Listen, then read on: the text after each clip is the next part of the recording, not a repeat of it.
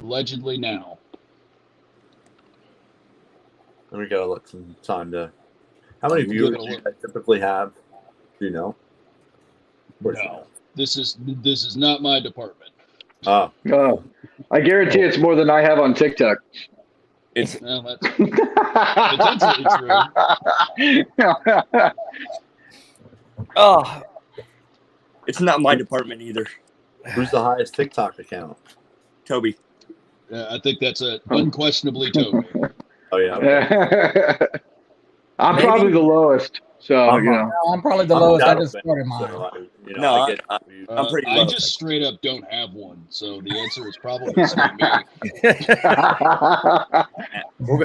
We'll get him on high notes, and we'll have him 30 followers in an hour. He ain't lying on that though. Social media has never really been my thing. It's just not my ballpark. Well, thank God you're doing this then. Oh yeah, right. Yeah, no. Thank God I'm the thank God I'm here.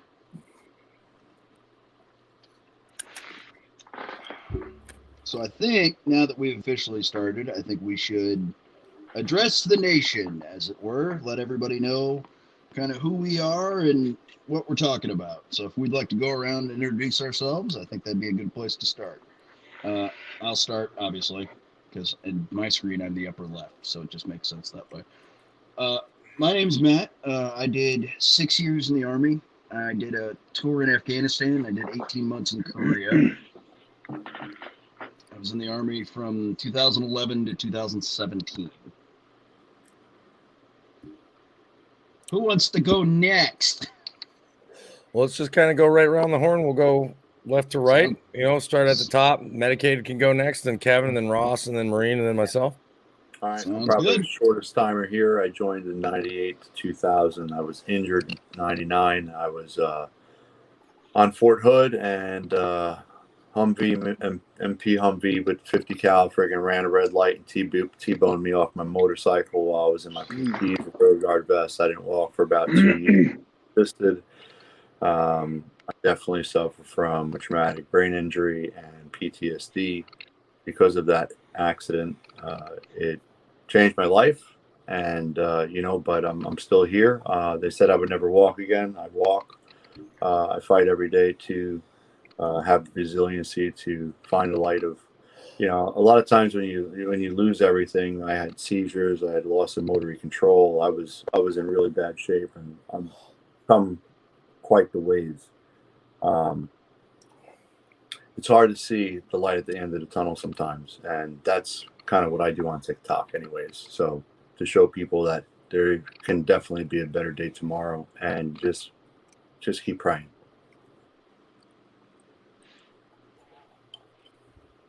Wow. We'll see. Wow, that's right. Yeah. So my name is Kevin Glover. My TikTok handle and a bunch of my social media platforms. So there I was. I was in the Army for 11 and a half years, and then I went to the Army National Guard to finish off my 20 years. I joined in 1996, and then I retired from the Guard in 2016, with 20 years and 3 months or something like that. I've been to places like Fort Hood. I was in the 8th Cavalry. I was an engineer back when I was active. I went to Germany, where I was stationed in Baumholder, Germany. I have been to places like Bosnia, Kosovo. I went to Fort Riley, Kansas, and from there I went to Iraq twice. So I got to see the evilness. You hear authors and all talk about all the bad stuff of war, and I guess when you're over there, it's a push and pull kind of thing. And so, you see a bunch of bad stuff. I don't know, and so, and you just have to come up with a way to come past it. When I got out and went to the Guard, it was a huge transition. Because the Guard is not like active. So I preferred active better. Not to say the Guard doesn't have a place, but it definitely was a different animal per se. And then I'm currently in school. I'm working on a master's program in higher education administration. I kind of want to work with individuals to help them see that there's a way that they can move forward in life and help them find out who they are.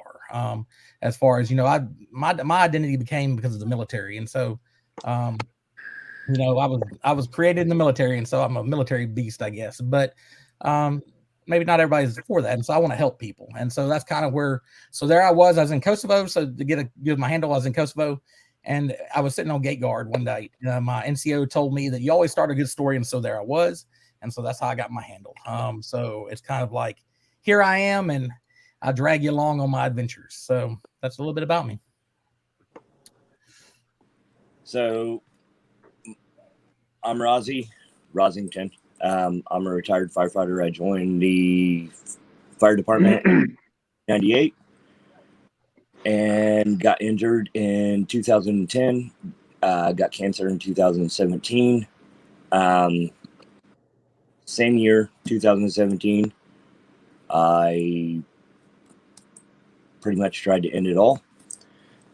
And pretty much started focusing on trying to help others, and like everybody else said, be the light and be somebody that somebody can talk to, because helping others helps me.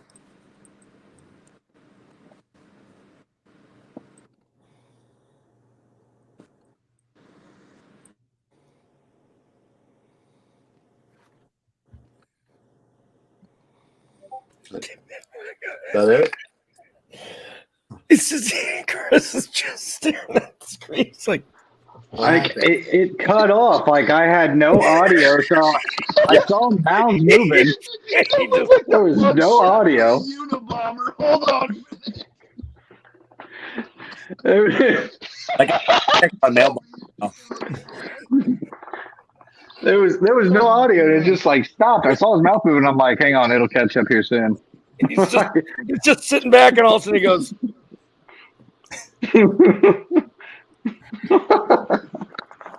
I had a message come across my screen, so I was like, Oh God. Oh. A little brevity in the room. The yeah. good news is you're up, man. Oh man. Well, crap. Great introduction that was. All right, so I'm Marine vet, Chris. I'm from Ohio. I served from 2008 to 2012, Kaneohe Bay, Hawaii.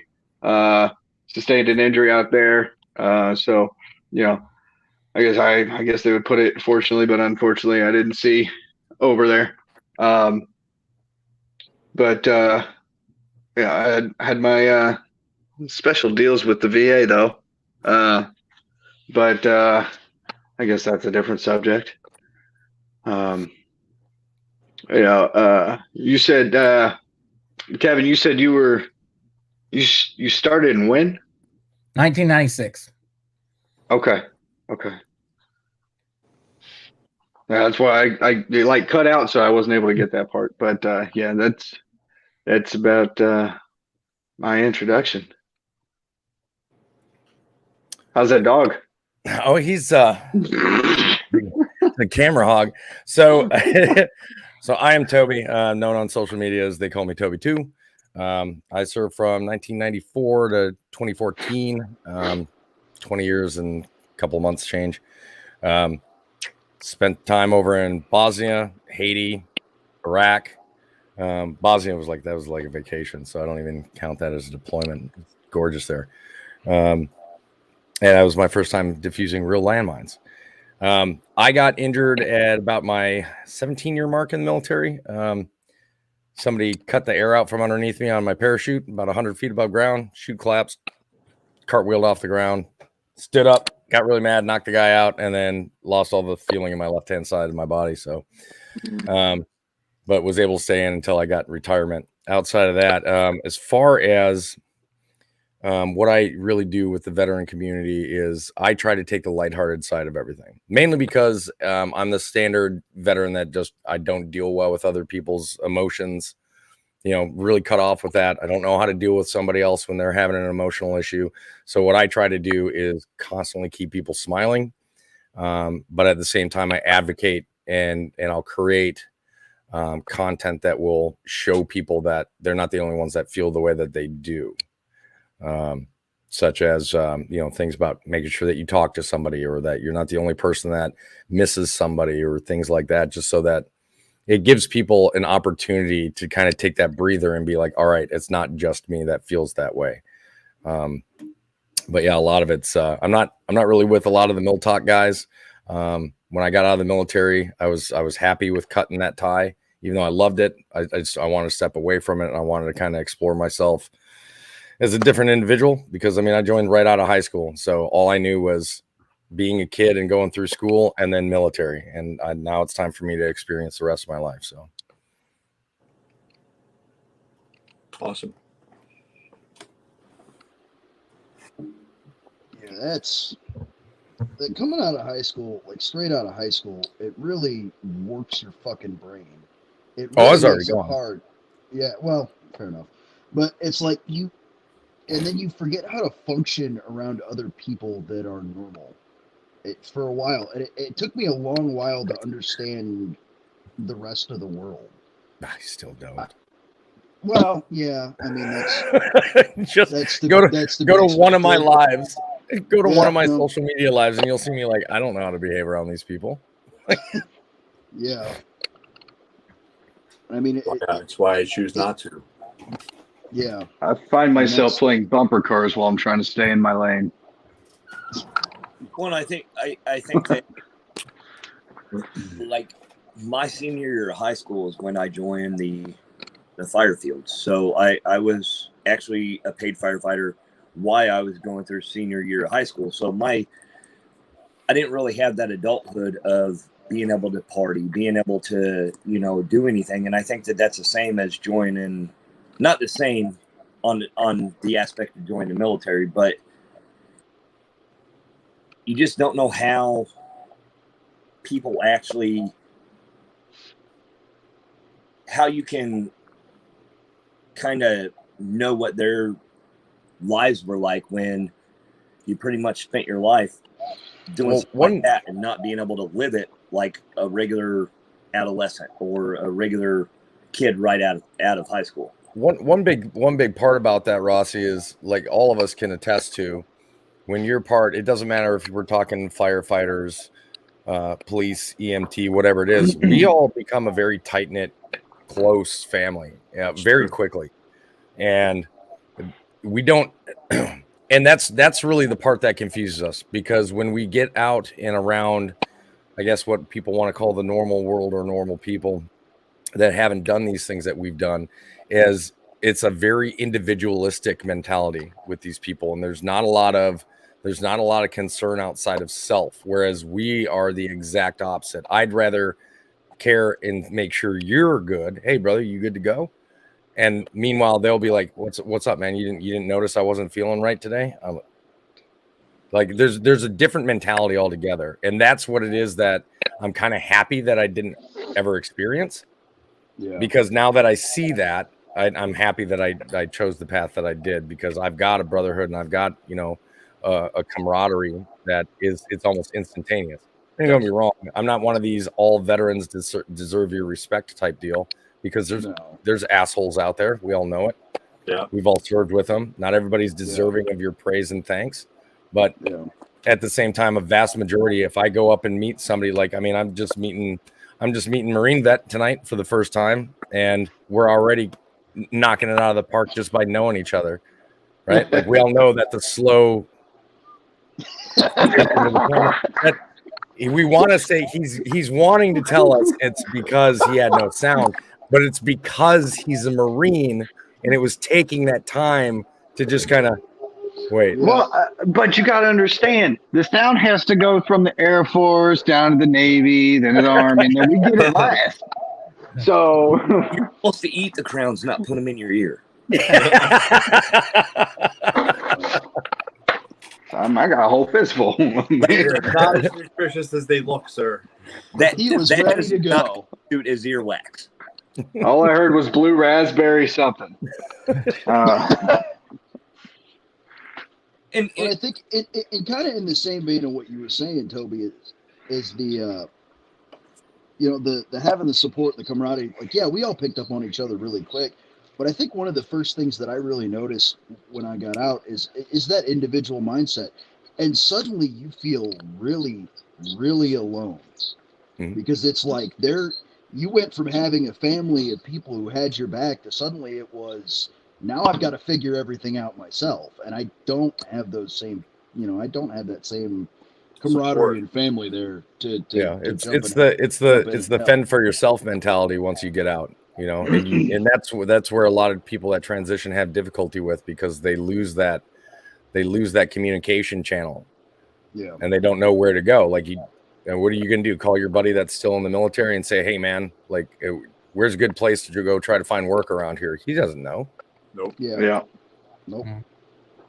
Well, and two, I mean, you're afraid to talk to certain people about it because you don't want to burden them, because they don't understand what you have gone through.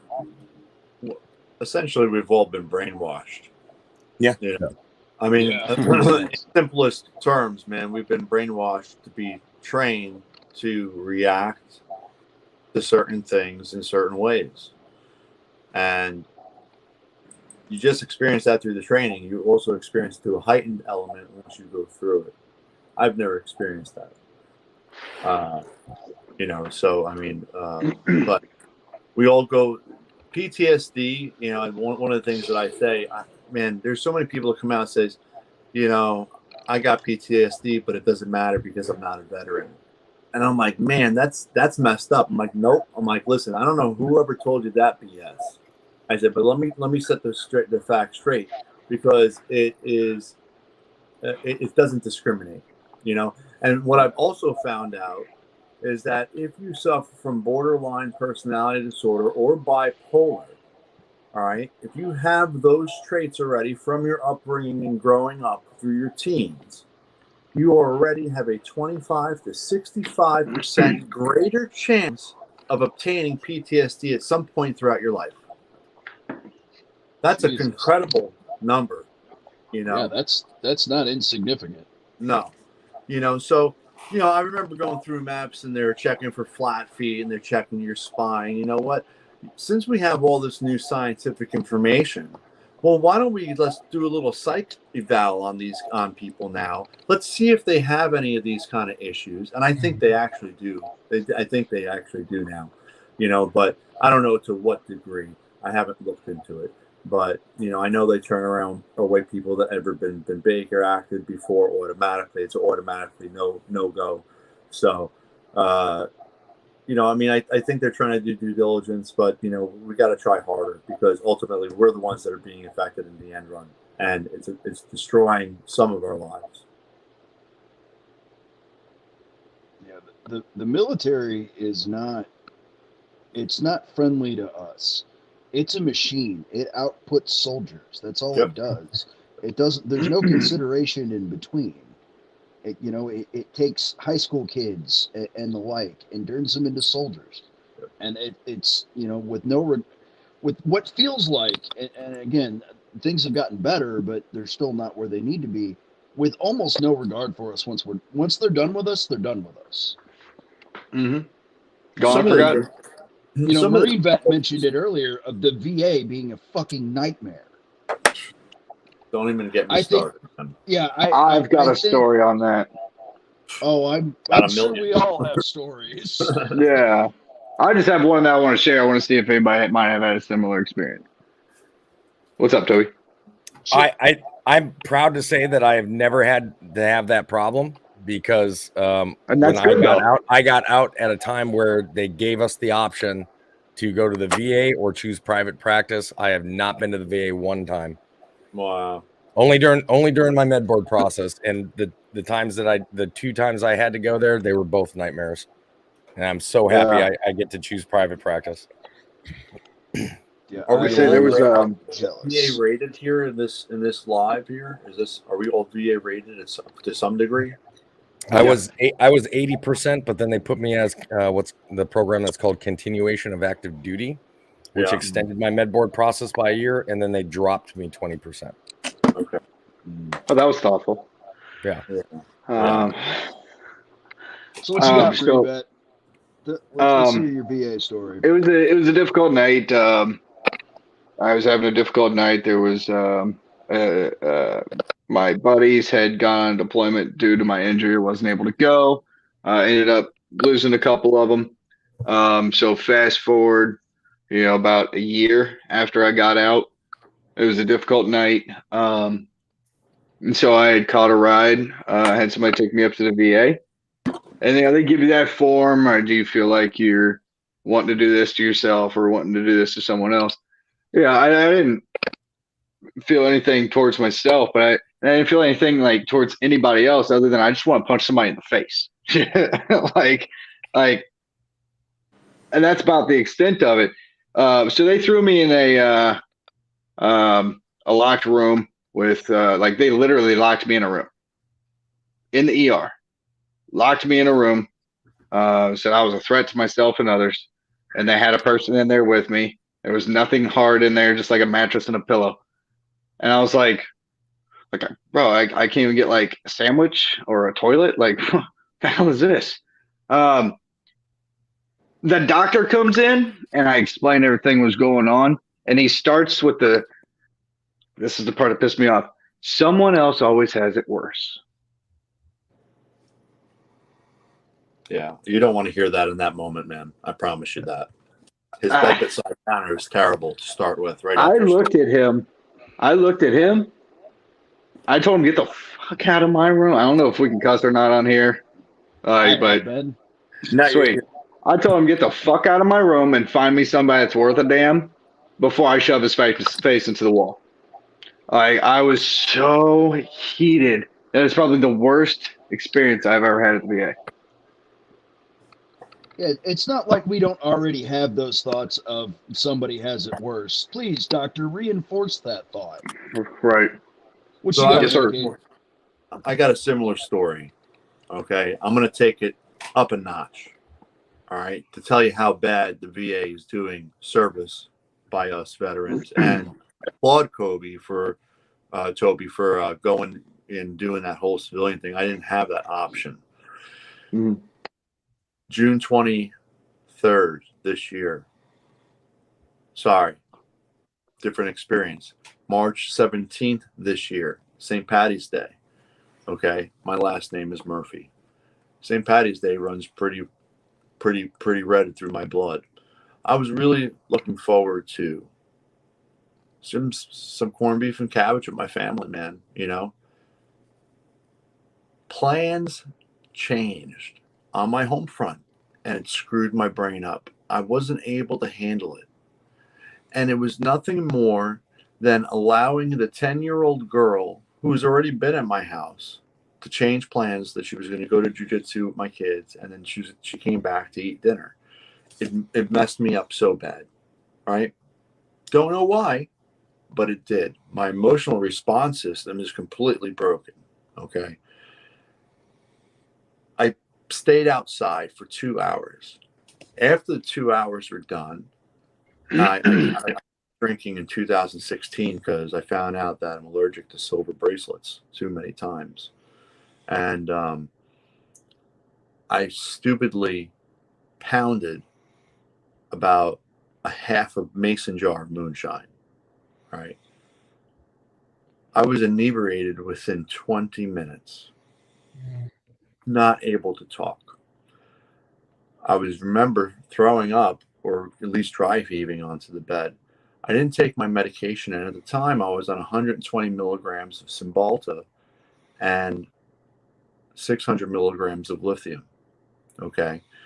The next morning when I woke up, which was in the afternoon, my serotonin levels were so friggin' low, plus the depressive state of the alcohol mixed with the drugs, put me in a state of rage where I almost don't remember exactly what happened, although I do have flashes of what happened. And ultimately, to make a long story short, I had told my wife that if she came home, I was going to pop myself.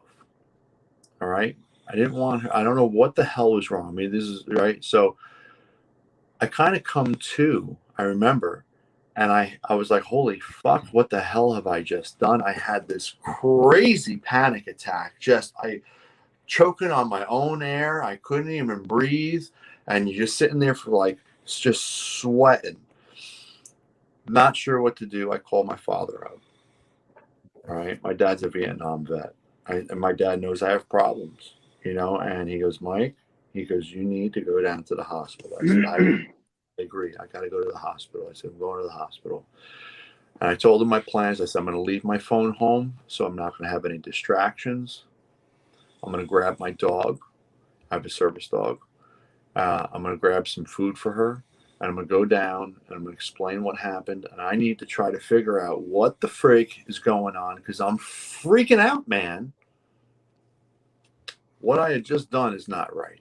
Right. And I'm trying to grasp my head around it and I'm panicking. The VA, although I had no plan to hurt myself in the present or in the future or anybody else, they still Baker acted me. All right. At that point, they said I needed to have somebody to pick up my service dog. Now, to tell you a little bit about my service dog, I've had my service dog for 7 years. I'm one of the founding veterans of a nonprofit 501c in Florida, Central Florida, in Spring Hill, called Canine Partners for Patriots. 40-year master certified trainer Mary Peters is the head honcho of the whole ordeal. When I started, it started with 16 guys. All right.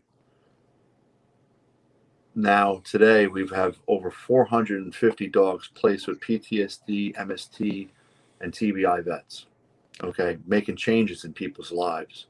All right. Because there was a short time where I lost all faith in the VA because they keep putting on these antipsychotic drugs that leave you feeling drooly and you can't concentrate and you can't focus. And you're like a friggin' zombie, man. And I just said, I can't keep going back there.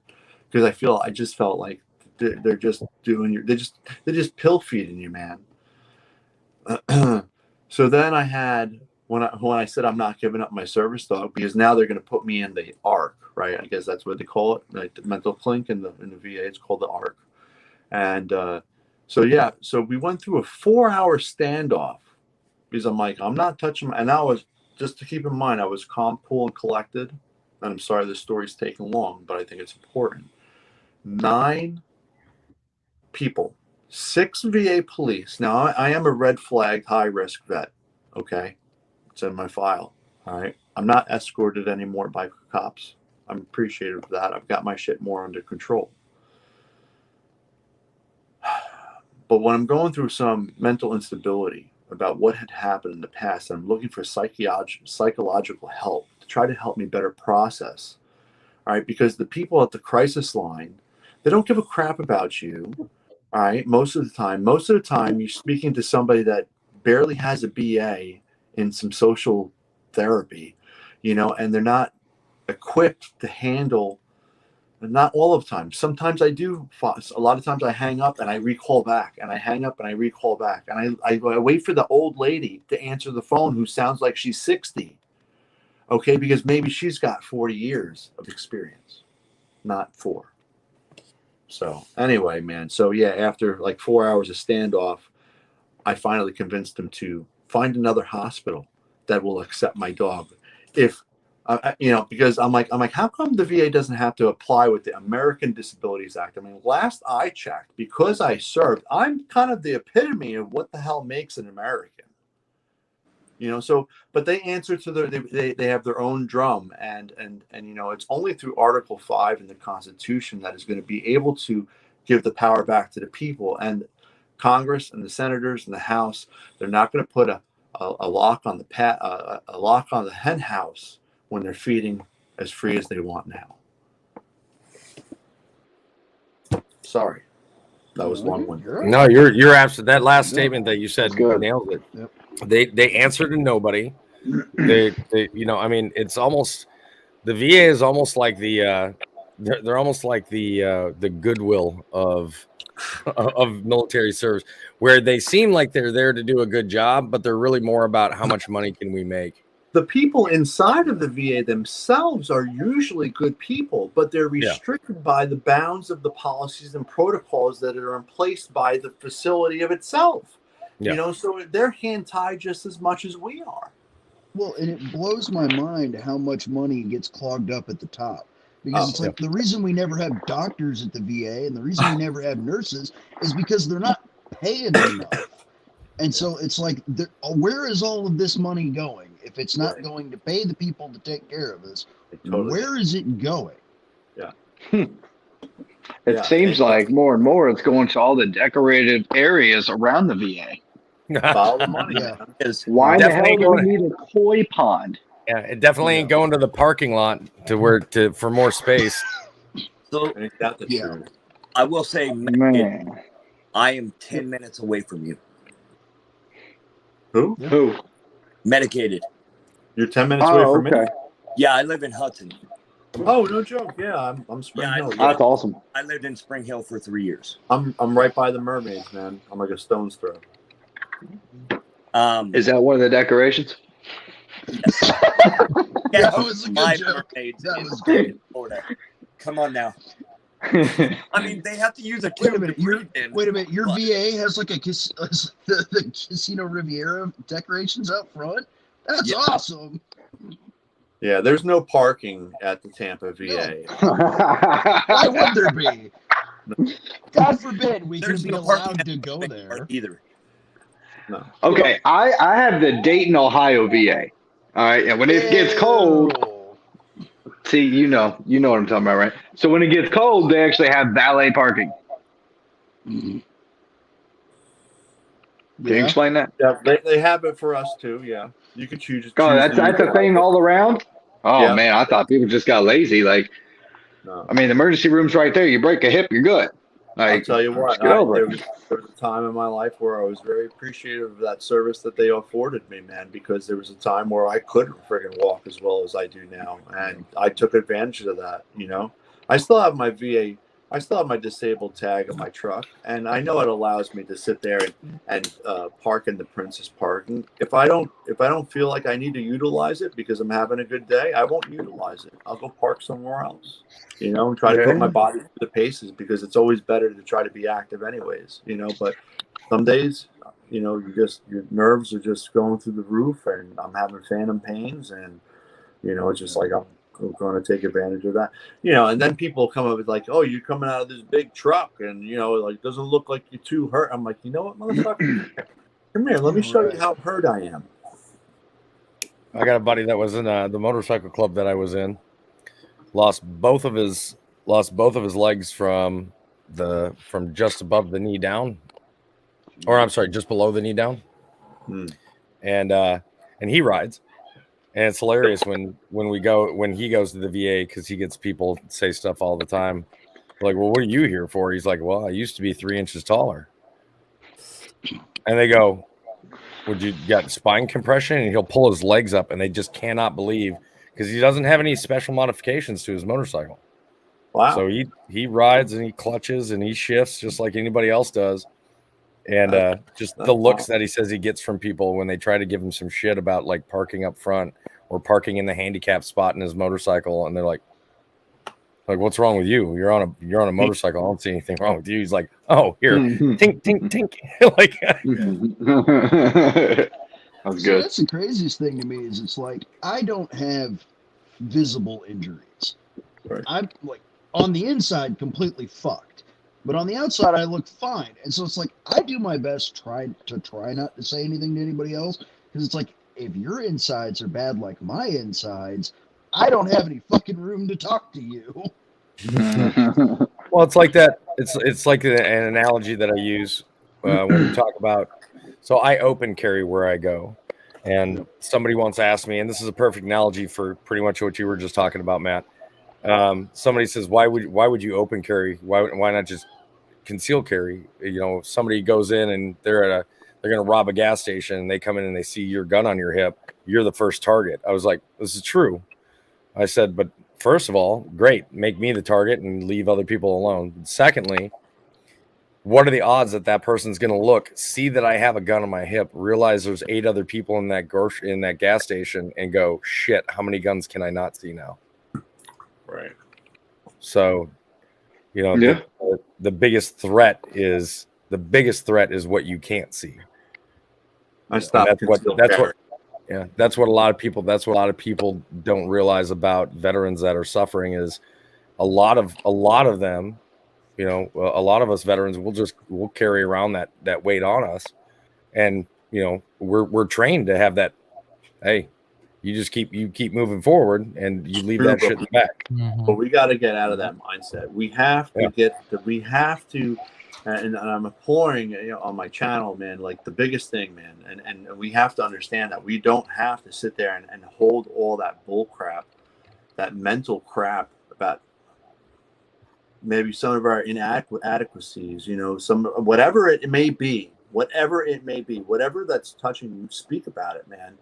You know, I really think that therapy, straight up, man, definitely helped me out a lot. All right, took me 8 times. 8 times to pass anger management class. Okay, I was really super angry asshole all the time. My name's Medicated for Your Safety, kind of for a reason, because I'm a lot nicer nowadays. I used to be the guy with the resting bitch face like this and the chest always out and looking, and I would intentionally go out to the biggest guy in the bar and poke him in the effing chest and like, come on, man, let's fucking go. Yeah. You know, because life didn't matter to me. And I was pissed off in the situation that I was put in because of what had happened to me. And it just didn't matter, you know, and I was taking it out on everybody. I really did for a long time. I'm embarrassed about that, but I'm glad I'm better in the know and I'm working on myself, you know. I think y'all bring up some good points. You know, so I got PTSD, you know, but I didn't realize it till later on. So I left the military with the Guard. And so I seen early in my life, right, in 1997, I seen a vehicle accident in a training environment where a vehicle turned over, pinned the guy inside that I knew, and he died. That was the first casualty that I had witnessed in the military, right? It's weird, but it's in a training environment. That's kind of strange. But, you know, and I kind of guess that memory held with me for years, and I just never realized it. You know, we get told as soldiers and airmen and, you know, the whole military people all together, right, that Marines and that, you know, you just deal with the stuff, right? It's like, you know, shoot, move, and communicate, right? We're moving on. And so you get that in your mindset.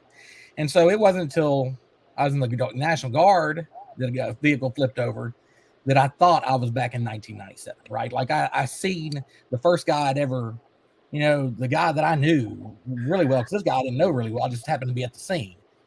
But it took me back to that place in time. And, you know, for years I downplayed PTSD, right? Like I'd be like, oh no, I'm fine. I'm good, right? I'm fine.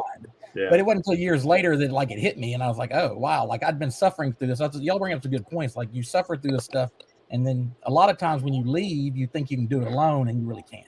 And then it causes you to have to find some help. So yeah. Yeah. And like you said, there's you know, you're not the only me dealing with a lot of PTSD guys, man, a lot of PTSD guys. You know, that's one of the biggest complaints, especially about the Vietnam era guys, is that they left the military, they got out, they got spit on when they got back, they got a job, they worked 30 years, you know, and then when they hit 65, 70, they retired, and all of a sudden their idle mind is firing up, right? Because you got nothing to keep your focus, so you're firing off, and they don't know how to handle it. And unfortunately, I hear this complaint a lot too, is that the VA has lost their files or the military has lost their files. They start trying to apply for their PTSD, and they should be able to get, you know, whatever rating that they deserve, you know, and they can't.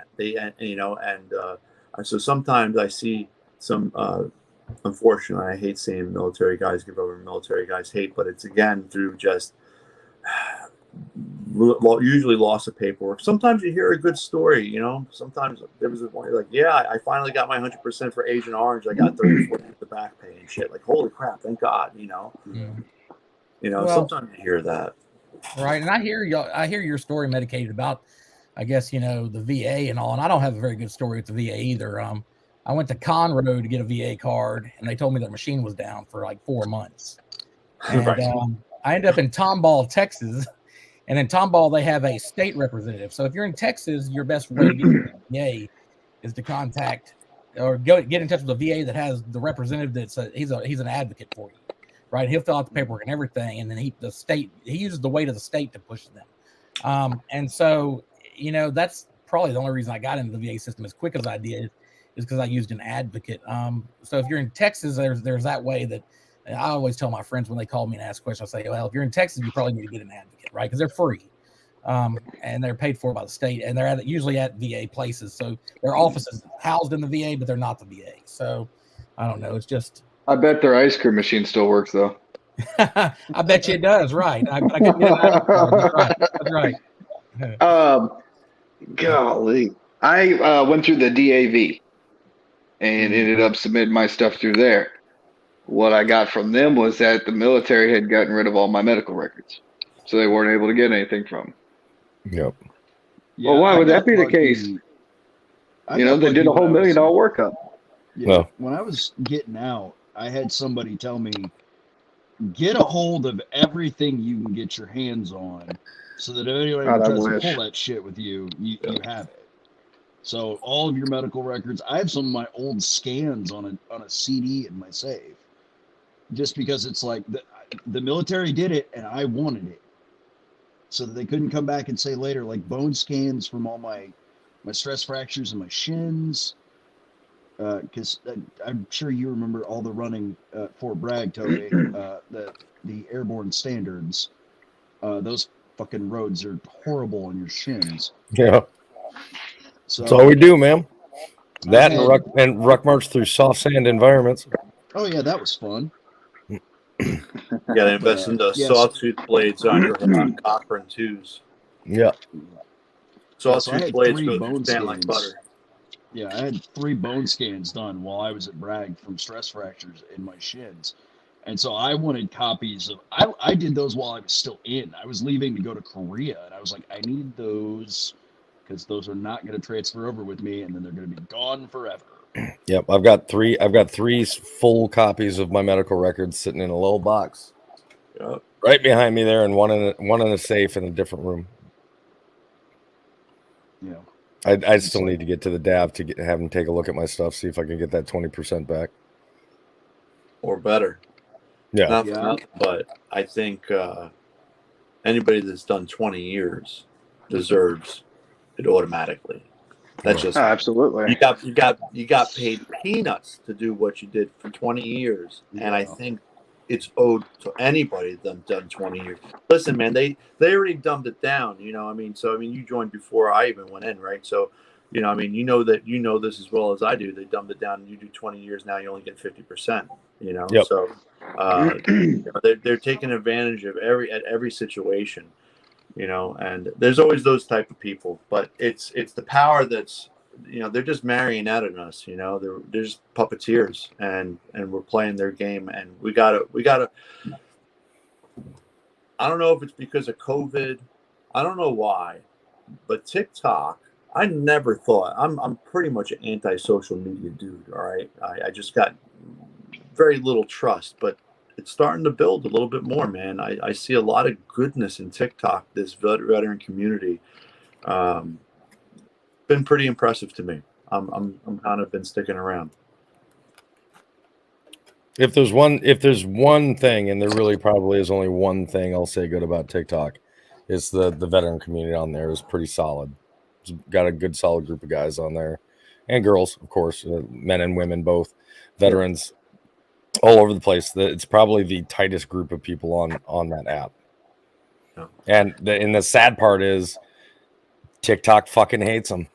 Oh, man. Absolutely hates them. Absolutely hates the veteran community. Right. Yep. For some reason, they hate anything that's being positive.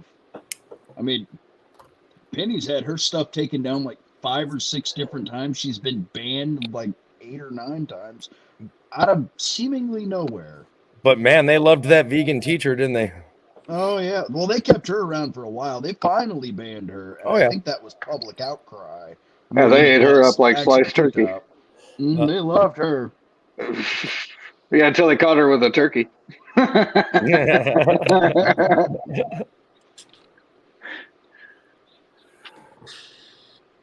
Yeah. Oh, yeah. Well, let me pose a question. I think we can all universally agree we've got a little bit of a not insignificant amount of PTSD in this room. So I struggle a lot, and I notice this. Do you feel like some of your problem is talking to people in general is the fact that this shit's already dark enough? I don't want to give it to anyone else. Does 100. anybody else get that feeling, or is it 100% just me? I would say initially I probably felt that way. I mean, I've always had a really good support channel. My wife has been involved in the military since the day she was born. So she's really good at so I got lucky. I've got somebody that completely understands it. Her dad's got really bad issues. So she's used to being around it. She can notice the triggers and things like that. And she's really good with it. But it didn't take me long to realize the longer I went with that mentality of I'm going to be a burden on somebody else with this shit, the worse it got for me. And I finally was able to just push myself past that and be like, hey man, if I got a problem, I'm fucking talking to somebody. It's better for me. Yes. And they're gonna appreciate my honesty and upfrontness. Yep. And because your friends want to help you, but they can't help you if you don't tell them what's going on. Oh man. Thank you so much for saying that, man. You hit the nail right on the head. It's all about transparency. And I know that I have, we've all been trained and taught that, hey man, you're a man and you need to suck this shit up. And you bear the weight of the world on your shoulders until you break, but you can't break from it, man. You got to talk to somebody because, and once you finally talk to somebody, and I'll be honest with you, some of my most favorite people to talk to are other people in the same situation as me, because I feel like they understand it better than what I call the healthy brain community. All right. I don't think healthy brains understand exactly what we go through. You have to understand what we go through in order to, I don't know, but maybe that's just me. Maybe that's just my idiosyncrasy. Well, the other thing too, medicated is once you do push yourself past that and you're like, hey, look, I'm not a burden on somebody. I'm opening up to somebody that most likely has been waiting for me to do it anyway. The moment you start doing that, your whole world opens up to a whole group of people you didn't realize exist. Like I was saying before, part of my advocacy, it's, since I don't really myself get comfortable talking to people about their stuff because my experience is different. You know what I mean? Like sometimes I just feel like I can't relate because you've got maybe a more traumatic experience or something way different than something that I went through. So I don't know the proper responses, right? Like my facial responses can say fuck you, even though that my brain's like, hey, I'm good to go. But we realize once we start doing that as to ourselves, there's a whole nother world of people that have these issues. When we sat there going, I don't want to burden somebody else. And they're like, yeah, man, when I sat down and I talked to, let's just say all for the 22, and you're like, wait a minute, you've talked to him too? And you're like, yeah. Like, oh shit. Okay. So this is okay. And then it opens up a whole communication, and that 90-pound rucksack just came off your back, and you're like, oh. But it doesn't take much. Like, listen, I put out constantly on my TikTok videos that DMs are always open, always welcome. I'm not. I'm proud to say that I've saved 12 people this year from TikTok from taking that next step off that next ledge. One of the worst cases, the gunshot went off while I was on the phone with the guy. And I thought I had lost them. But then, I'm basically just about to come to a cry. And he says, thank you so much. And I'm like, what do you do, man? You just popped into the ground, you asshole. I'm like, what the fuck? I'm like, you couldn't tell me in a better way, dude? I'm like, seriously. But I don't know why, I don't know why people sometimes gravitate towards one another. Obviously, you have a big following, and so certain people gravitate towards you, and who your follower base really follows you are, and so do I. It's the way I look at it is, if I could save one person is enough. It gives me doing this allows me to feel better about what I go through. And I like helping. It gives me a sense of purpose. Well, it's a good analogy as well for people will mention like the following count that I'll have on TikTok or something like that. They're like, yeah, but you got all these followers. I'm like, I don't give a shit about the followers. I give a shit about those likes. That 42.3 million likes. That's 42.3 million times that I had the opportunity to pull somebody out of their dark day. Right. And if only for 6, 15, 30, 60 seconds, right, everything changed on them. Everything. Their whole life became different. That like is the world to me. Yeah, and I wish I could reach more people. I'm stifled because of the algorithm and my name. I'm shadow banned into the 420 community, unfortunately, I guess, because of my name. Yeah. But hey, you know what? That's how people know me. I'm not. I thought about changing my account so I could reach more people. I think I'm just okay with what I'm doing right now. I'm reaching a plenty amount of people, where my day is busy. I'm constantly fielding phone calls for one another, and at the same time, like when I was having that problem on Monday, I was able to reach out to quite a few people because the situation arose with me and my wife. So when someone that's BPD or bipolar is having an interpersonal relationship issue, that's tough because, again, like you said, your wife is your support. My wife is my support. And when your support is not there to sit there and help you through your shit, it's like, who do you go to, right? Yep. So now I have somebody, and that's what TikTok has given me anyways. Yep. Onto that, sharing your story, and you feel like, maybe yours doesn't equate to theirs. The problem I see, at least with my VA, is, you go and you talk to somebody, and they're there. They, read your notes, and they follow up with you, and they can keep the storyline going. But when they send you for an appointment to talk to the medical people that hands you all the pills that can put a rhino down, right? Like every 6 months they switch out, and they're like, "So what brings you in?" Right. Why don't you read the notes? Yeah, you gonna make me go through this story again? Yep. There's no personal touch to it whatsoever. It's everything is. It's like we were saying with the military. It's a machine at that point. Yeah. You start going down the patient advocacy. You start calling up the White House VA patient advocacy hotline, and you start putting in complaints. As many times as you having inefficiencies within the system, you call them up and just keep them busy.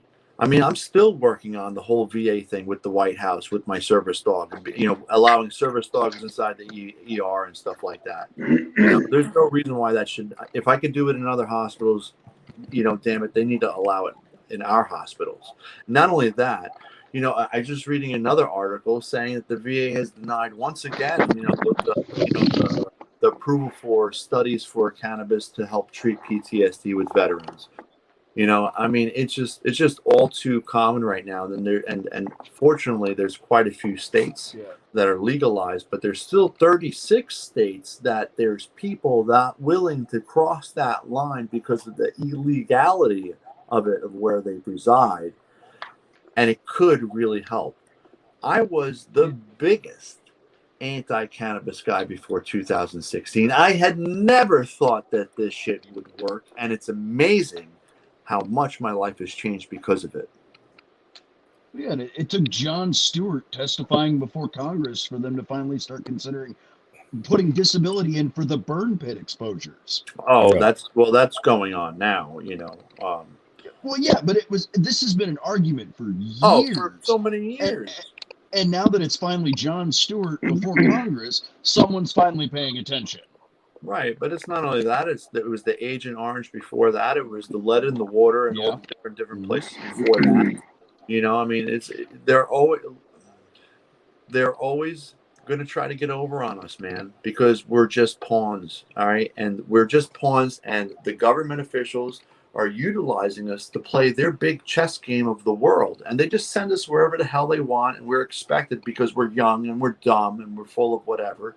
And, you know, we just do our freaking job, you know, that's what we're trained to do. And I mean, hell, I mean, when you were 18, 19, 20, 21, did you really know what the hell was going on in the world? Really? I mean, I didn't, you know, I had no clue. At least now I have a better idea about world economics and different things along that nature, you know. It always comes down to that. If I knew then what I know now. Sure. Absolutely. And it's like, God, you know, if that was the case, God, this would have been different. I would have never done that. And, you know, instead of going left out or right. If I knew what I know now, I would have joined the Coast Guard, man. I didn't realize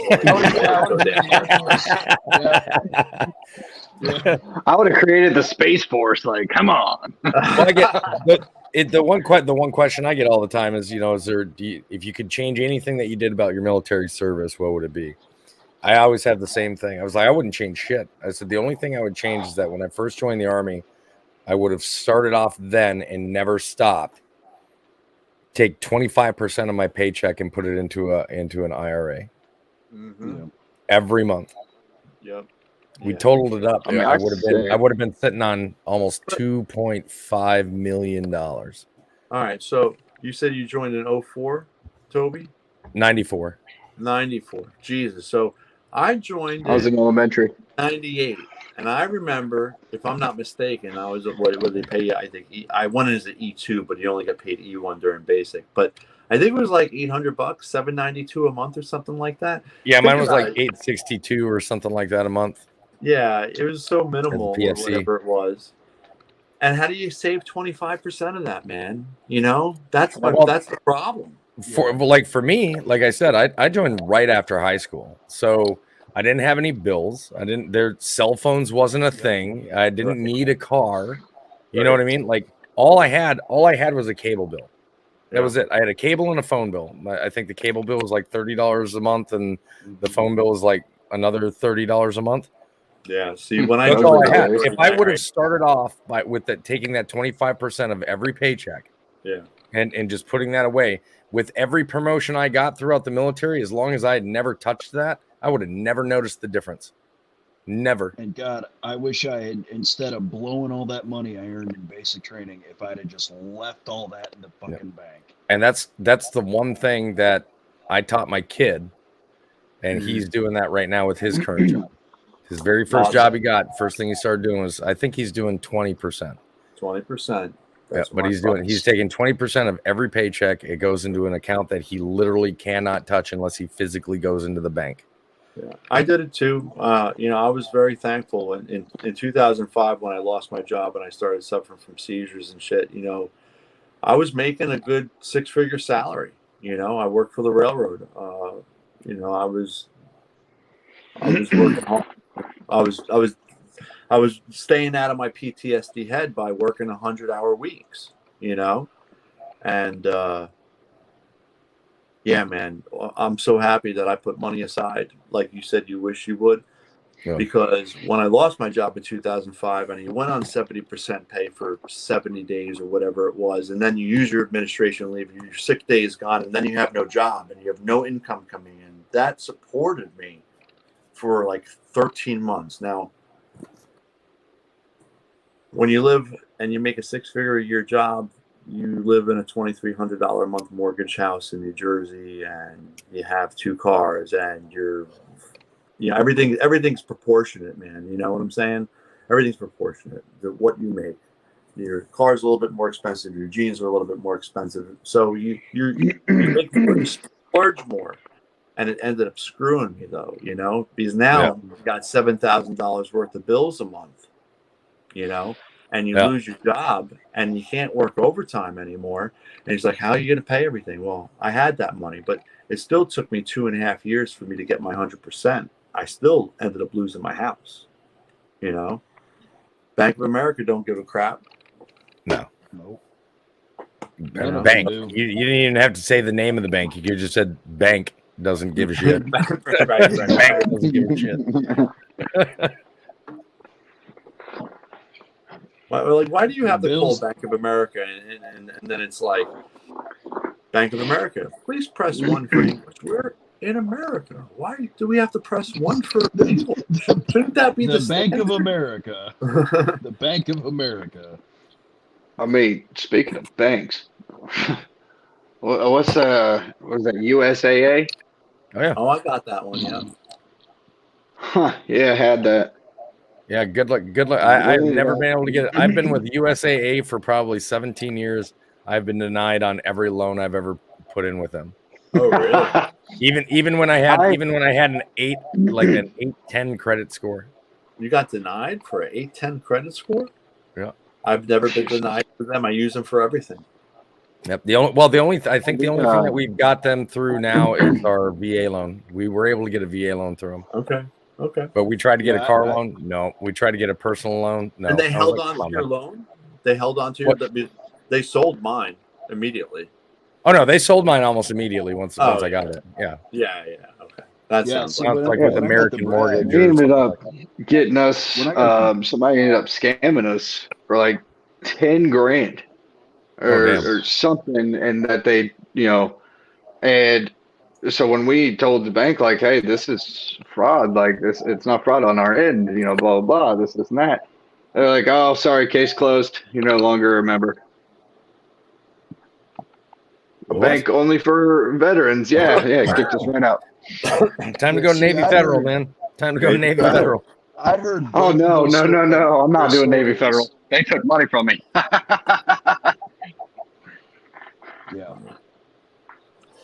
Yeah, I'd heard both of those stories, denying everybody for loans and then them not giving a shit in their fraud department. And I stayed, when I got to brag, I was looking for a new bank, and I was like, nope, I've heard those stories, don't need USAA. Well, and that's the most difficult part about having USAA is they don't have a bank. It's all virtual. Like, yeah, they've got a center where you can go in and like set up a bank account, but that outside of that, that's it. You got ATMs and online. Right. And I'm like, hey, wait a minute now. Yeah. Like, you guys are only letting me do a check for a certain amount by scanning it. How do you want me to do this? Because I can only deposit it through your ATM for a certain amount as well. I got a $15,000 check here. Yeah. And like, magic. Hey, man. Listen, there's people that make a hell of a lot more than me. How come I can't fucking deposit 15 grand? And since you can't talk to them in person, all you're gonna see is those dots loading. Yeah, it's just a little dot. Now the only time I use their chat is to remember my routing number. I'm like, shit, routing number. And they're like, here you go. I'm like, thanks. I mean, I have a couple checking account and savings accounts with them, but I don't use them as my primary account. My primary account, I've been with my bank for like 20 years. It's in New Jersey. I get like 1.87% APR interest on my checking account up to $25,000. I wish I would have never pulled out of the credit union that I used to be a member of. Oh my God, their fucking rate is amazing still. Yeah, I mean, my checking account gets the same rate as better than 6 month CDs, man. I mean, it's insane. I get like $22 a month back in interest. It's not great. I mean, because it's only up to 25 grand, but hey, man, I'll take it. Yeah, better than nothing. All right, guys. Hey, I hate to dip out of here. I've got an appointment with some very nice people over on High Notes. I appreciate being invited over here. If you guys want me over again, by all means, man, I'll sit down to the round table and have a discussion. No, it was a pleasure having you. This is fun. You had prior engagements. You take care of yourself, man. Nice meeting you, man. Thanks for your service. We'll see you next time. Nice meeting all you guys. Nice meeting you, Toby. I'll see you on TikTok there. See you later. Oh, no, you won't. You can find me on High Notes, though. Later, guys. I'll look into it. See you later. You won't. Does anybody else need to go, or can we carry on? I'll be heading out here soon, but yeah, I've got like 15 minutes. Okay. Yeah, roundabout. Yeah. Probably start getting my kids to bed. Okay. If you gotta go, you're welcome to go. We can make this a short one. just because we got to get up at 5 a.m. Gross. I Yeah. don't miss that. Nope. I Pass. would have to. I don't blame you. Does anybody else find that if, like, and I'm just referencing from back in my, bar days, I'd go over to the local B-dubs or whatever on a UFC night to watch the fights. And, I'd see spots of people that I know, and I'm sitting there, carrying on and whatnot. You hear, whether it's military or first responders, you always hear that lingo or that verbiage or those conversations going, and you're just like, all right, lost train of thought. I'm heading this way towards that. Right. That happened one night, you know what I mean? Me and I went over there. I was like, I heard somebody talking military talk, and the guy was like, "Yeah, I'm such and such, and he's from this such and such branch, and blah blah." And I was like, "Oh well, I'm Marines, and yeah." I ended up finishing out the bar night with them, and totally lost. I have no clue what time they left. Yeah, it's like just like squirrel military. Bye. It happens. Because it's that brotherhood. It's that comfort feeling, and you're just like, as a veteran, you're like, I want that. I'm gonna go get that. Sometimes it's just that sense of familiarity. It's really the comfort of the familiarity. I mean, especially now that we're all out, it's that something familiar, something that I know, something that I feel comfortable with. So it's like suddenly you feel drawn to it. Yeah. Now, luckily down like here where I'm a bug at, zapper. sorry. So Ross You're said good. he's down here in Hudson, right alongside of me. Now, I moved down to Spring Hill, Florida, down here where I live in Central Florida, on the Gulf Coast, about 11 years ago. And why I selected this area is because per capita, it has so many veterans in this area. A lot. So many so where I might see, if I go out doing some average shopping, Target or Walmart, I might see 3 or 4 World War II veterans still getting wheeled around and stuff like that. And I'm sure that doesn't happen in other parts of the country like it does down here. And I feel super special when I see these people. I always see if they have a moment to spare with me, because I feel like anything that they could possibly tell me, something that's not going to be able to be read out of a book, and the story is lost when guys leave us, and there's so few. And if you see somebody that's wearing a WW2 hat, man, inside your local VA, you at this point you could pretty much rest assured they lied about their age. They probably went in at 15 or 16 at this point now, all right, because they're a dying breed, so always give mad props to those guys, man, because without those guys, I couldn't have possibly walked in the boots and try to fulfill try to walk in their steps. None of us could have. I always try to make sure I go out of my way for the Vietnam vets. Them too, especially them, because they got spit on, right? Yeah. Mhm. My father too. I always walk up to them and say, "Hey, welcome home." I know you probably didn't get that when you came back, but here it is.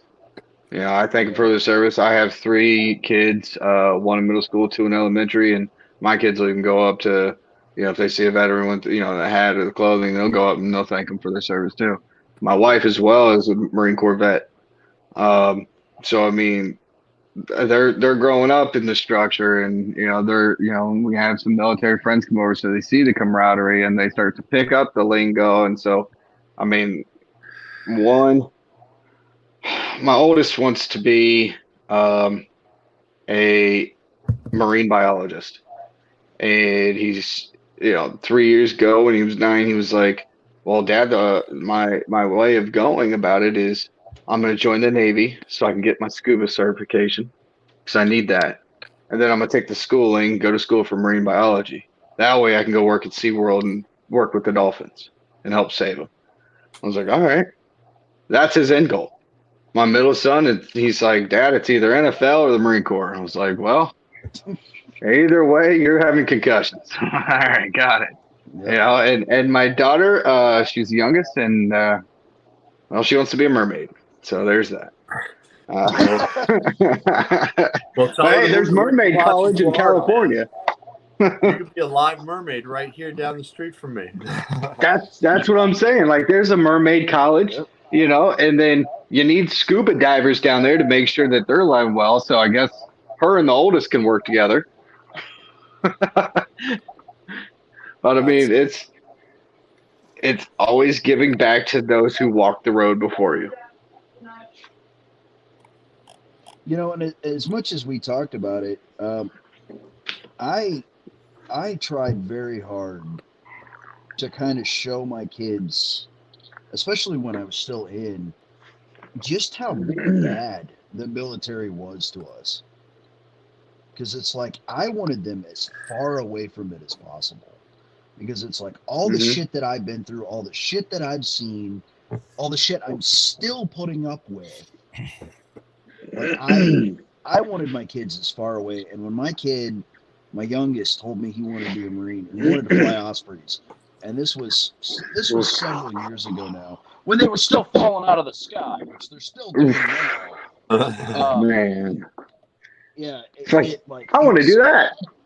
Yeah, it sunk my heart. And it was like I just wanted to be as far away from it as possible. I didn't want to crush his dreams, but so I always made it a point to show them how things were. You know, I never hid the truth from him, but I also didn't want to squash his dreams. But it's like I wanted him to be realistic with it. So it was like I always tried to push him, if you've got to do the military, go to the Air Force, go to the Navy, don't go to the Marine Corps, don't go to the Army, join the Coast Guard, for God's sakes. Do it. Space like, Force, do it. Yeah, apparently the Space Wear Force. a tinfoil hat. Go for it, man. Yeah, it's like I was like, if you've got to do it, go to the branches that will give you the most back. I mean, I found out, and this was long after I enlisted, the fucking Air Force, their AIT gives you a bachelor's degree.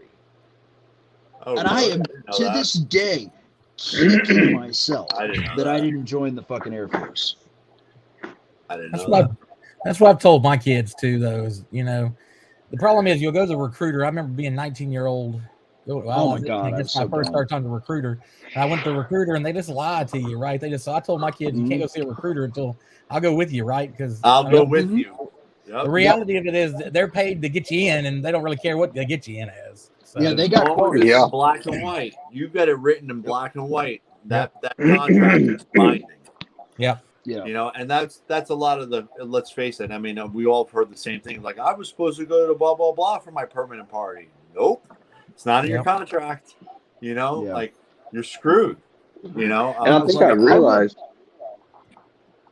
I went into my recruiter with a whole different job in mind, different than what I had ended up enlisted for, was a whole different thing than what I had originally wanted. And it was all because my recruiter got me hyped up for it. And he got me excited for it. And I signed up for it without a second thought. And it's like, and that's why I told my kids, don't go without me. Because they will get in your fucking head and they will feed you bullshit. And you will end up lost. Yeah. Mm-hmm. And you'll end up signing up for something you didn't want. You'll end up signing up to do something you didn't want to do. And you're going to be miserable for it. And committed. Yeah, right. I realized, a few months ago why we created the Space Force. Then that's when I saw the Taliban's new outfit. They look like stormtroopers. Yep. Stormtroopers carrying U.S. equipment. Right. I mean, this is the time to sign up for the Space Force. You get them little laser guns. Man. The little laser guns. Get out of my way. Does that mean we got to rebuild the Pentagon? Now that there's 6 branches, do we have to rebuild the Pentagon, or can we officially say the Coast Guard is no longer a branch? Do we just say the Coast Guard's not a branch, and that wing of the Pentagon goes to the Space Force? Well, Well, we have to Coast Guard should go to Homeland Security. That's true, Don't because get I me mean, started on if we just call Homeland them Security. glorified Boy Scouts. Hey, man, the Coast Guard actually deals a lot with the trafficking of drugs, man. That they're phenomenal. So cool, man. I would totally want to do that job, banging down all these coke runners in their friggin' fast boats. Can you imagine being in the Coast Guard or being on one of those friggin' little things that are flying across the water trying to catch these dudes? That's got to be the most insane job ever. Have you seen the video? So well. Oh yeah. Have you seen the video going around TikTok? That video that was going around TikTok a few months back of this guy jumping off his ship and onto the submarine that's still going through the water on the top. And he grabs on and he's banging on the thing, shouting in a different language. You know, it was U.S. Coast Guard. He was shouting in a different language, telling them to stop. And he's gun on him, and he's standing on top of the submarine that's still moving at the top of the water. And he's banging on it, telling him to stop. They finally stop, open the hatch, and they arrest him. Dude, that's the best enlistment advertisement I've ever seen. What? Right. I don't want to go back in the military, but you almost got me convinced to go join the Coast Guard. Like, if that's not like the Navy SEAL of the Coast Guard type guy right there, like, I don't know what is. Oh, man. Like, after this whole Afghanistan thing happened and we lost those 13 soldiers in the fall, my mind was twisted up pretty bad. Yeah, I was this close to doing a 6-month contract. I was in talks to fucking catching a flight, man. I mean, the first rule I think we all learn in almost every branch we fucking join is we just don't leave anybody fucking behind. Yeah. And it's like, I don't understand. I mean, I don't want to get too political here, but I just don't understand what has happened. Now, I come from a time, like, I was out before 9/11. I saw the Twin Towers drop. All right. I was there on the Hoboken side of things, but I saw it drop. And I was pissed that my career was taken from me. Okay. Because I wanted to stay in. My initial enlistment was 6 years. Okay. And the lieutenant colonel just wasn't having it. I appealed it as many times as I could, and they ended up med boarding me. My thing was like, listen, man, you got that E6 that's got 17 years in, and he's 290 pounds, and hasn't done a damn thing a bit of PT over the last 4 years, and he's been on a P3 profile for how many years. I'm just asking him to let me finish. I mean, listen, I scored a 99 in my ASVAB, man. I was basically intelligence, information computer system analysis. I was basically the trouble desk of the 4th Infantry Division when I was in Fort Hood. I could have easily done that job from the chair which I was sitting in at the time. They wouldn't allow that to happen. All right.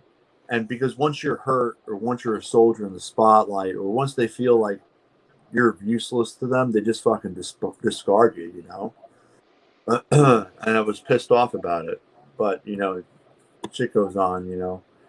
But yeah, man, you know, there's some pros and cons in the military. I know you were saying that you don't want your kids to do it. And I know my kids doesn't want to do it because they see the way the VA treats me. All right. I don't have to. I wanted them to serve, but they won't because they see how I'm treated. I don't have to say a word. They could see it. They know it. Why are you back so early from your appointment? You got canceled again. Again? Like, this is the 7th time, Dad. Like, yeah, well, now we got to wait another 6 months. Yeah. That's the thing that absolutely kills me is it's like, God forbid I'm sick or something changes about me or whatever, and I just need to see a doctor. It's like I either wait 6 months or I go to the ER. Right. Yeah. There's another thing. Sorry. Yes. I was just gonna say, I smirked while you're talking, and I apologize. It wasn't about anything that an image popped in my head of the VA when I had my middle son with me, and we were walking in the lobby, and we walked around. I gave him a little tour before my appointment, and it was just to get blood drawn that day. And then as we're walking around, stopped off, got him something to eat, and popcorn and seen some of this of the campus. We go back into the lobby to go up towards my appointment. He goes, Dad, can we go up to like maybe like the 4th floor to see if there's any other veterans that want to meet me? I'm like, I was like, yeah, sure, bud. Like, he was just so eager to meet and talk to everybody, and like, and in a time where, especially at the VA, not everybody's at 100%, and it was just the joy that he had to see everybody, want to meet everybody. I was like, at that point, maybe that might make somebody's day. So that's what we did. We spent the next hour walking around and going around, and he just walked up and said hi to everybody, held conversations. He was all of 5 years old. Yeah. And that would have been, it's such a good innocent that would have age. been the best. That would have been the best VA experience I think I'd ever had if a young 5-year-old came up and just wanted to talk to me. That would have been the best day. I swear, that would have been the best VA trip I'd ever had. It'd have made the 3 hours of waiting for my appointment that I made 17 months ago all worth it. Oh, man. Yeah, it does take a ridiculous amount. I implore everybody to try to get stuck into community care as fast as they possible after every single possible thing, They just, I mean, you could pick and choose your doctor once you do the whole community care. You're able to, like I'm doing. So one of my things, I don't know if you've done it, like Matt, you say you suffered your PTSD. So have you done DBT training yet? It's entirely possible. I've done a lot of things, and my memory is terrible. No worries. So I've tried DBT. It's probably one of the hardest. That's the one that includes mindfulness, and mindfulness and me don't get along so well. When my mind is idle in a Zen type of state, when you're allowing thoughts to come in, you're supposed to push them out. They don't want to push out. They want to stick around, and it leads a lot of problems in my life. So I was having some difficulty in the group setting, and I finally, so I wanted to get stuck into a one-on-one counselor where that would be much better for me to, to have the one-on-one instruction anyways. I could actually, instead of waiting for 4 or 5 other people to sit there and try to go through and try to maintain my thought process of what I'm trying to talk about, try to listen to everybody at the same time. Because I have a listening problem. I don't hear people sometimes because while you're sitting there talking, I'm trying to rationalize about how I'm going to say what I'm going to say next. Right, so I come across clear and lucid instead of a babbling moron. All right, it happens. So one-on-one DBT, but it's tough. It's very difficult, man, to try to sit there and the only way to deal with it and actually improve your life is to get stuck in, actually face your demons. You have to, don't. And that's some of the thing is like, you want to, all of your thoughts, even the bad ones, you have to acknowledge. Don't let them become you. Don't dwell on them. You got to be able to push through them and keep on driving forward. But that roadblock for some of us is very difficult. All right, I'm just starting to learn, and everybody's on their individual journey in a different spot, right? Some people do it faster than others. Some people are slower.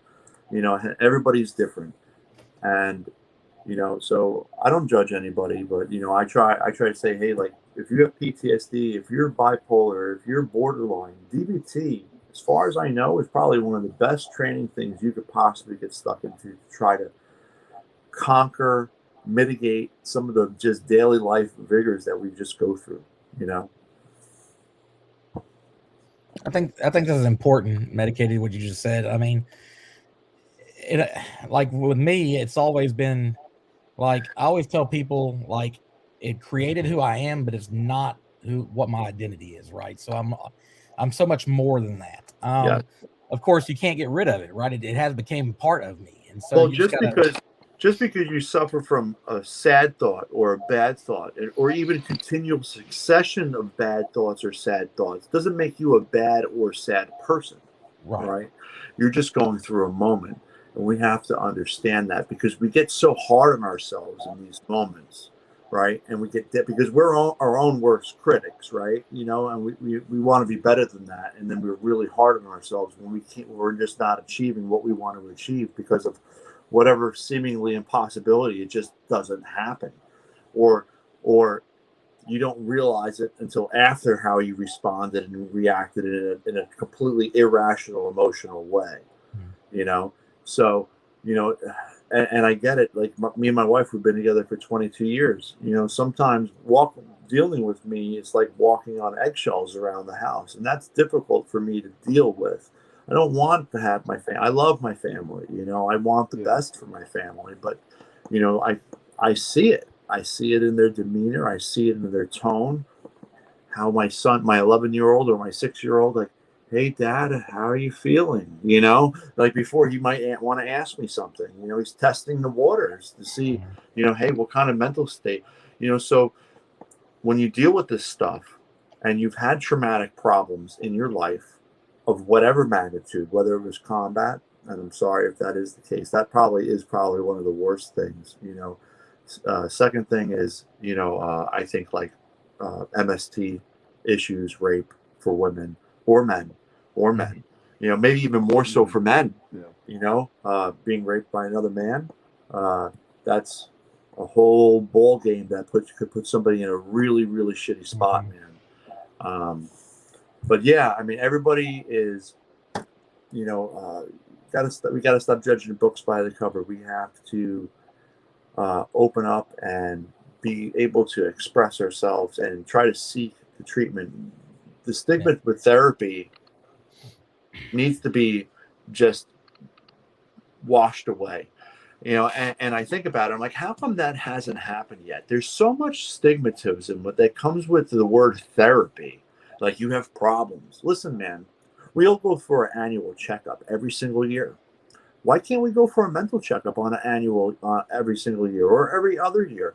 Matter of factly, if you want to conceal carry, I'm a big advocate of saying that you need to have a mental screening every 5 years if you want to conceal carry. I know this because I stopped concealed carrying because I was too fucking jumpy.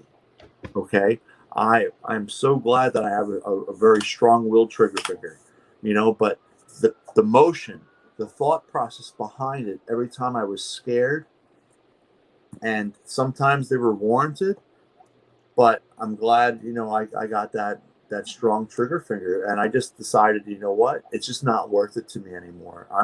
I found myself to be too much of a liability, and I stopped. You know, I'm good at what I do. While I was carrying, I think people that don't qualify on a regular basis in the civilian world, all right, are a liability.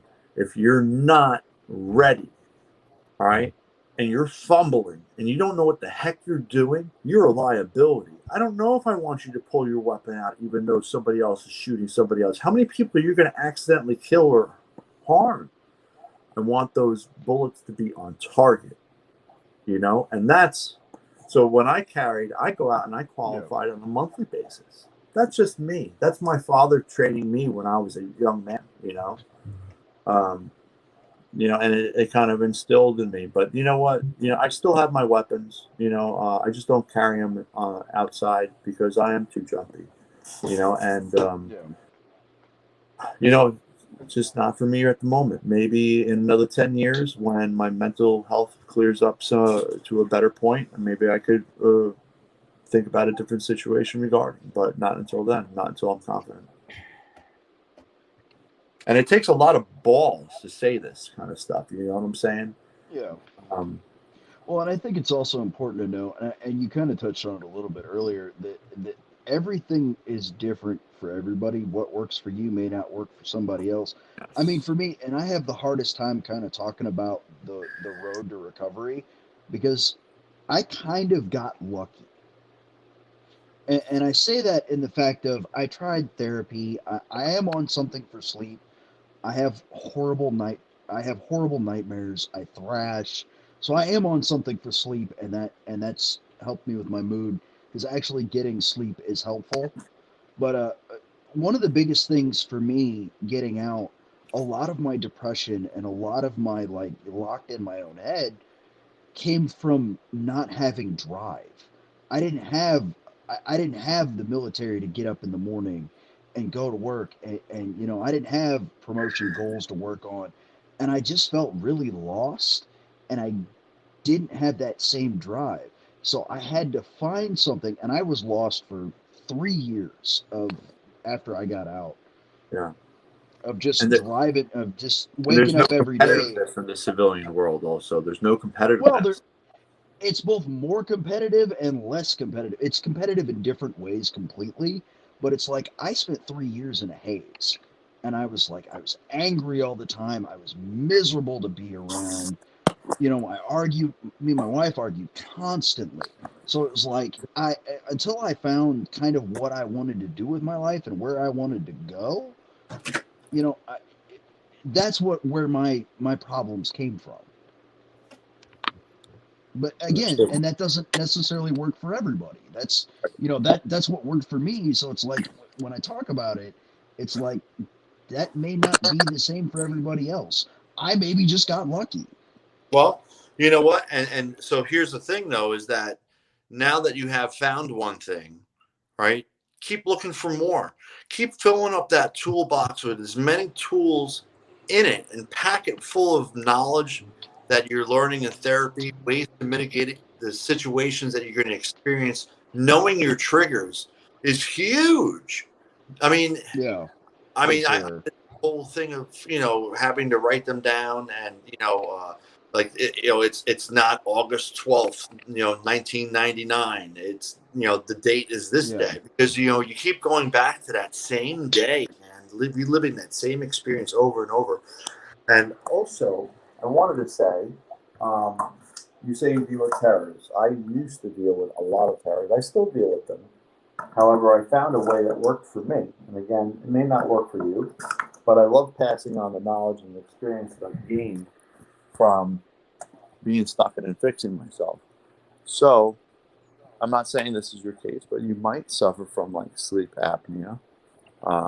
I know I did. I took a sleep study and through the VA, nightmare took however many years, but did a sleep study through the VA. And I don't know how this is possible, but apparently in 15 minutes, I wake up about, on average, 18 times. Now, I don't remember that, man. I'd be a first person to say, nah, that thing's full of shit, man. Full of shit. I do remember waking up 2 to 4 times in a night at times, roughly 3 to 5 times a week.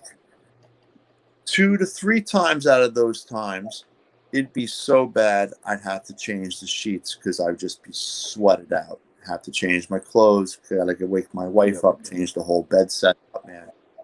And so what I realized, or what I had found out, is that if you suffer from sleep apnea, all right, maybe and a person may not have sleep apnea issues.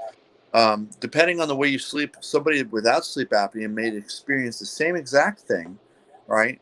But when your body's always at the ready, when you're constantly, when your O2, my O2 level got to 81%, anything under 97% is too low. I'm not breathing, and your body will do whatever in its power to wake your ass up, and that means reliving your worst friggin' nightmare over and over and over again. And here's the problem: you never get true rest. Right? You never get true rest because your body knows what you experienced the night before and the weeks and the months and the years that you've been dealing with this. All right.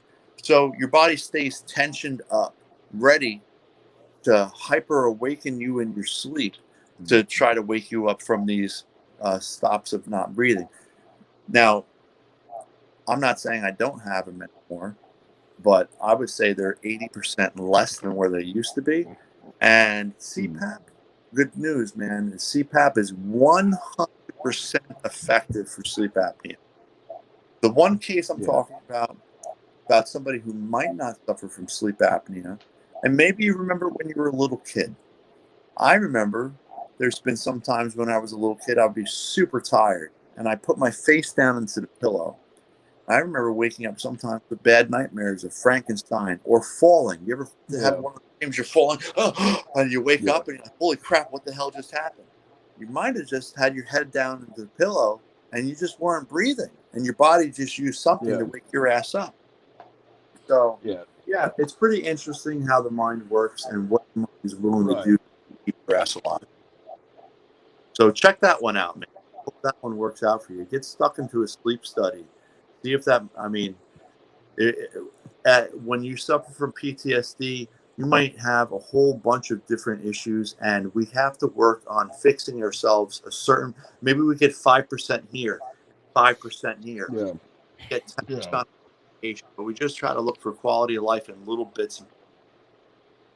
When I started taking sleep meds, I almost instantly stopped having the nightmares. I stopped thrashing. So it was, that one pretty well worked itself out. And I mean, the other half of it, and this was another thing, when the 3 years after I got out and I was, really depressed and I was really kind of in my own head, the sleep makes a world of difference. Oh, yeah. Because it's like, man, you really get in your own head when you're not sleeping well. Same and it's thing. like all of your problems seem 1,000 times bigger when you can't fucking sleep. Right. And you're way more irritable. And so it's like, just getting a good night's sleep sometimes really can fix some problems. I mean, it's, that's not a guaranteed fix all, but like there are some nights where it's like just getting a good night's sleep will reset some things. Right. But if you didn't get a good night's sleep and you didn't eat maybe the day before or that morning, and maybe you're not hydrated enough, and then all of a sudden you have an issue with something else that kind of upset you. Now all of a sudden all these little things compound, and for sure. You know what I'm saying? So we have to try to keep as many things perfect as possible, and it takes a lot of work. It's a lot of work, so some of the things that I've been doing recently, Friday is 30 days of me working out. So I used to be a really big guy. I was as big as 277 pounds. I currently weigh 186.4 with a BMI of about 21. All right. I'm trying to see six packs again.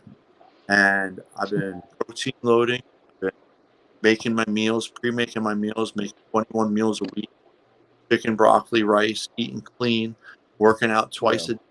And what I noticed is I could have, like, even on Monday when I had that really shitty day, like I had the gun pressed against my temple. I really didn't want to fucking be here, man. Yeah.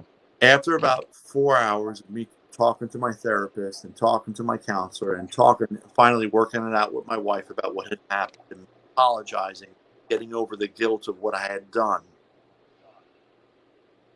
I worked out. And I immediately felt better, man. I immediately felt better. And it's like that runner's high, man. Like, and it sucks for me because I suffer from, again, I was in a bad motorcycle accident, hit by a Humvee, man. I suffered from a lot of fucking nerve injuries, and it makes it working out difficult. But I'm not even on any of my like gabapentin or anything. My nerve problems right now. I'm just suffering through it, and even though I'm suffering, I just got put on that for nerve problems. Yeah, it works okay. It's not the best stuff for me. I've been trying to go on some other stuff, but the working out has been really like that dopamine increase at the end of the workout. I'm good for like 2 or 3 hours. So what I've noticed, like I've been like wanting to work out 2 or 3 times a day to try to maintain that level of positivity and those endorphins firing off. But I can't. It's impossible for the amount of pain that I'm in. But I just, the key is getting your ass out of bed. And if you're having a real tough time getting out of bed, put a clock on. Really? 55. You guys are having some fun this year. Will get my ass out of bed. And then you hold yourself accountable for that shit. You got to hold yourself accountable because getting out of bed is the first step of getting the day started, man. And that sometimes is the hardest.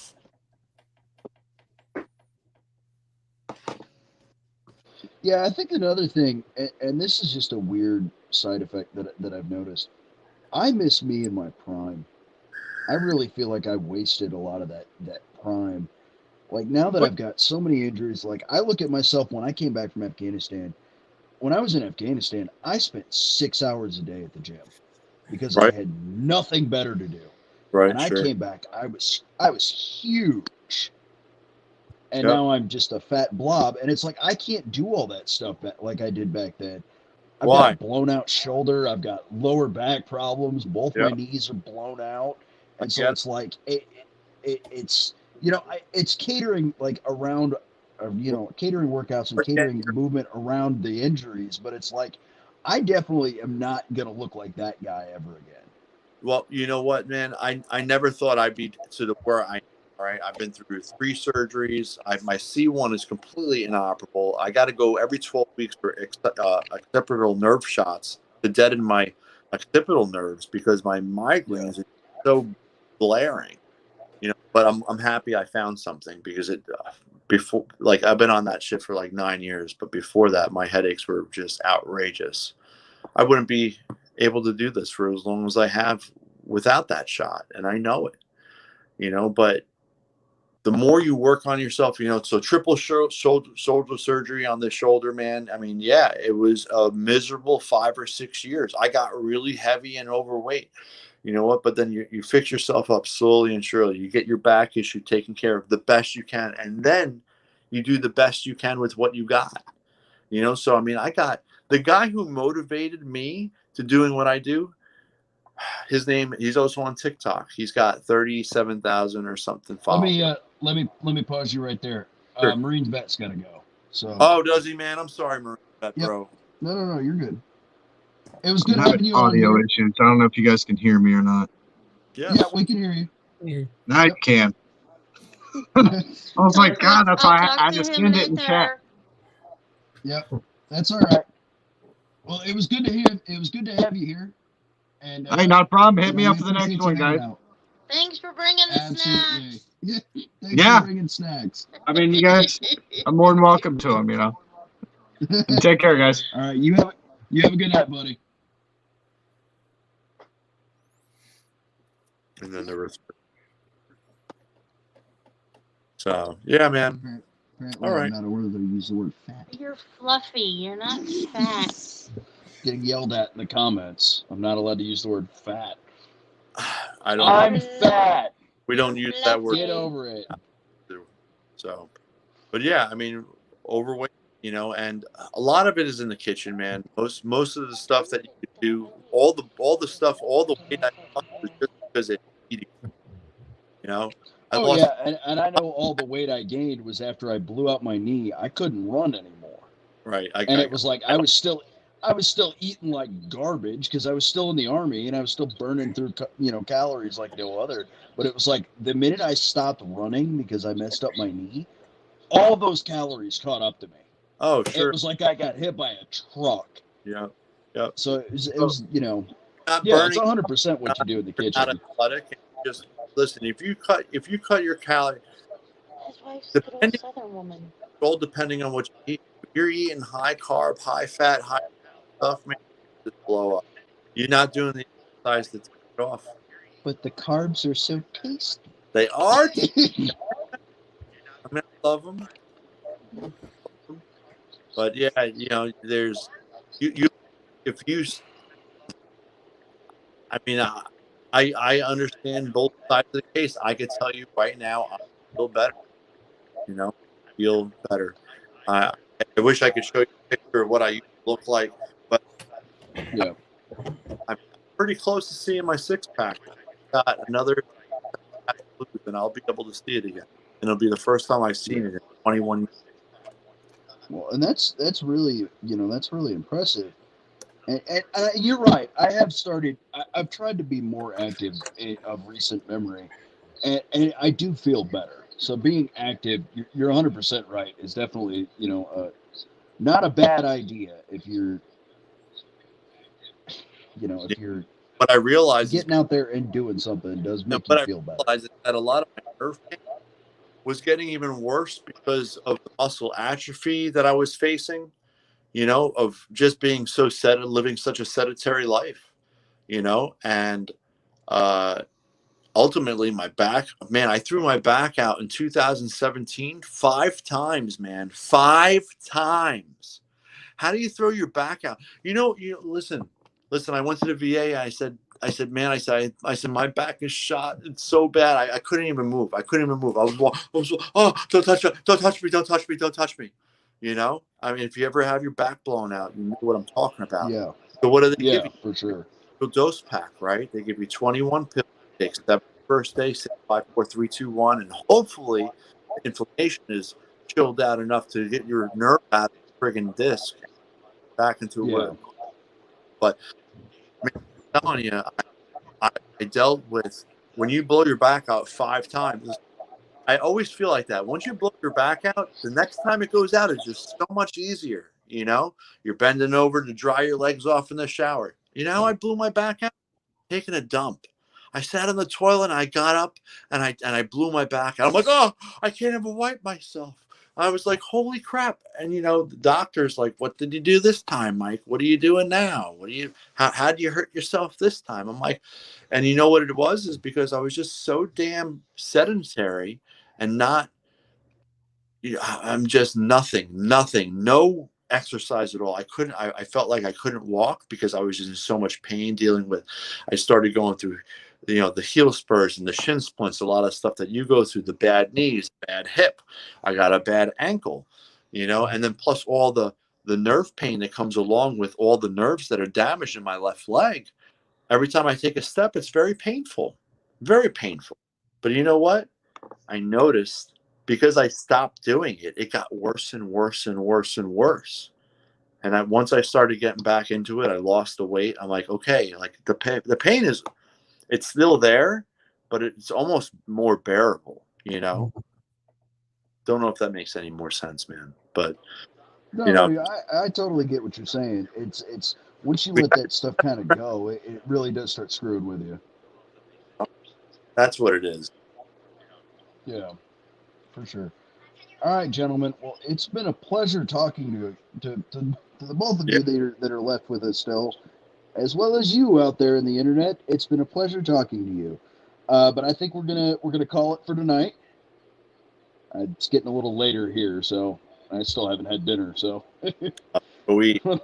yeah.